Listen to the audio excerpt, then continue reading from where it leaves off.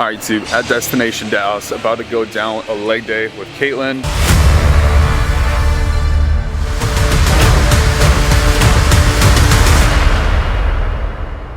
Switched up the training split a little bit, so this leg day is going to be a little bit different. We're going alternating hamstring, quad, hamstring, quad, hamstring, quad movement. But hopefully this kind of gives you some insight. We'll talk as much as we can. Of course, music being the given if we can or cannot, because YouTube and their copyright laws are nuts. We're going to start with lying hamstring curls. Crush the shortened range of those hamstrings.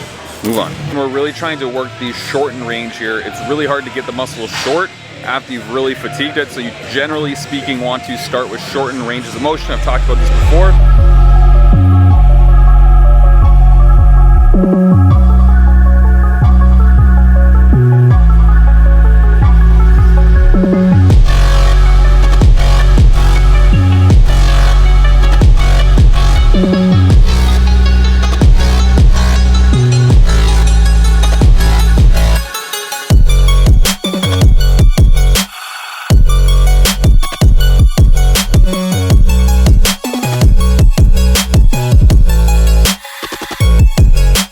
So we are going to now move on to the hack squat, which is going to work the quads. The only thing about this is it's banded right now. Caitlin prefers the band. When it's banded, as opposed to working more of the lengthened range in the bottom of the hole, in the hack squat, you're going to be more evening out the resistance profile so that it's working across all ranges pretty effectively. Still more lengthened to mid-range bias, but a little bit less lengthened range, which is fine because like I just said, it's a lot harder to get into the shortened positions with fully locked out positions at the end of the session. So we're gonna hit this. We're just warming up right now, again, doing feeder sets where I'm just kind of going up in plates until I find where I feel really good. Because we're 3 weeks out from a show right now, strength is definitely down, but I'm trying to still maximize my first working set of the load. So we're gonna go ahead, stack this bitch up and go. So we are about to hit the working set. We put on 6 plates on each side. Again, this is banded. I did 6 plates without a band before, but I don't necessarily trust myself and my strength right now. So we're gonna go for 6, see what it feels like. Hopefully we can make this solid work.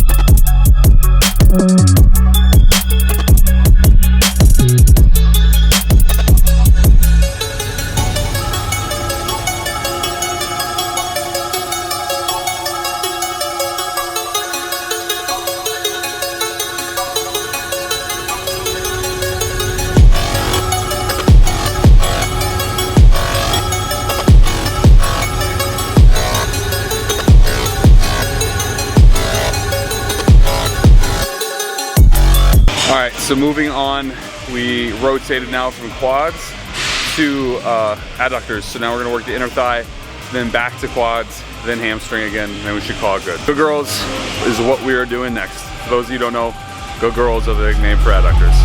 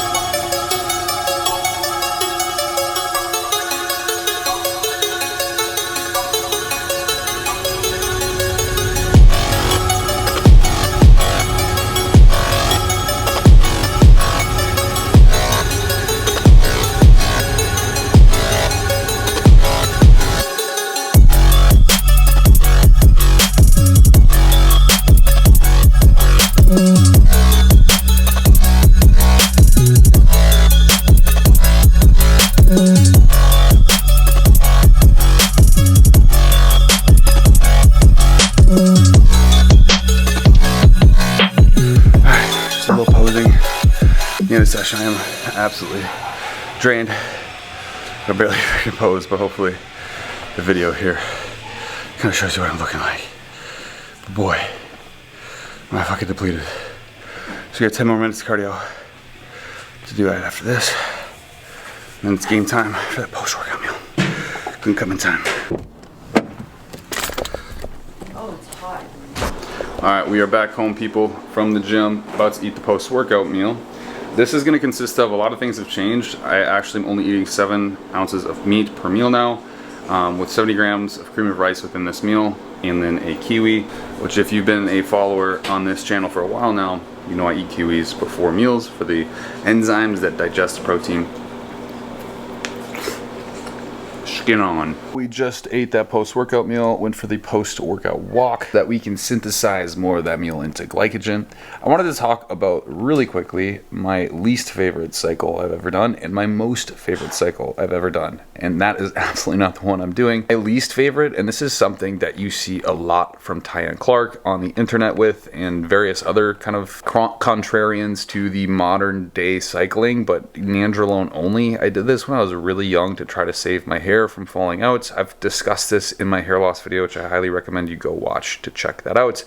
I go over what I'm doing to save my hair, but that was something I first tried and it was absolutely miserable. My blood pressure was through the roof 24/7. I had so much water retention, and this is just nandrolone, like only nandrolone, and I couldn't really figure out what was going on, and I just felt awful. Like anxiety was always high.